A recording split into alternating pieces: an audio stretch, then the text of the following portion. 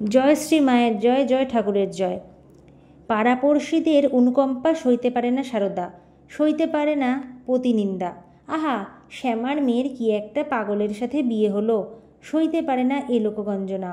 হয়েছে তো হয়েছে, তোমরা কি বুঝবে সেই পাগলের মহিমা? আমিই তো নিজের থেকে সেই পাগলকে নির্বাচন করেছি, আমিও তো উন্মাদিনী। পার্বতীর বিয়ের দিনটি মনে করো, বাপ হিমালয়ে কত বড় সভা সাজিয়েছেন।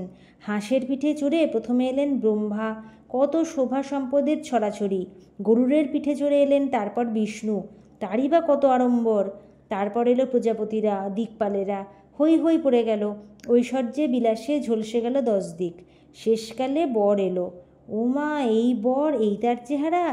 বাঘের ছাল পরে ষাঁড়ে চড়ে এসেছে, লতা ঝুলছে ঘাড়ে বুকে, নেশার ঝোঁকে চোখ ঢুলুঢুলু করছে, তাও 2 চোখ নয় 3 চোখ, সঙ্গে আবার 2টো ভূতপ্রেত নন্দী ভৃঙ্গি। বৎসে বঞ্চিতাসী আত্মীয়েরা আক্ষেপ করে উঠল, রাজার মেয়ে তুমি, তোমার একই মন্দ ভাগ্য। ব্রহ্মা বিষ্ণু ছেড়ে দিই, আর যে কোনো বরযাত্রী এ বরের চেয়ে বরণীয়।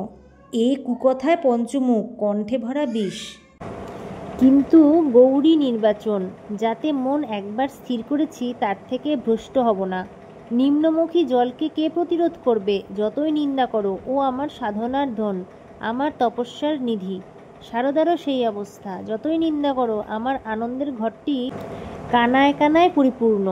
পাড়ায় কারু বাড়িতে যায় না বেড়াতে, মাঝে মাঝে ভক্তিমতী ভানুপিসির কাছে আসে, তার দাওয়ায় আঁচল বিছিয়ে চুপ করে শুয়ে থাকে। নিষ্কম্প শিখা সহিষ্ণুতা, সহ্যগুণ বড় গুণ, বলছেন শ্রীমা, এর চেয়ে আর কোনো বড় গুণ নেই। তপস্যার আর কোনো আমার অস্ত্র নেই, এই ধৈর্যই আমার আয়স কঙ্কট। তার অনন্ত ধৈর্য, বললেন আবার শ্রীমা। এই যে তার মাথায় ঘটি ঘটি জল ঢালছ দিনরাত, তাতেই বা তার কি? আর শুকনো কাপড় দিয়ে ঢেকে পুজো করো, তাতেই বা তার কি? তার অসীম ধৈর্য।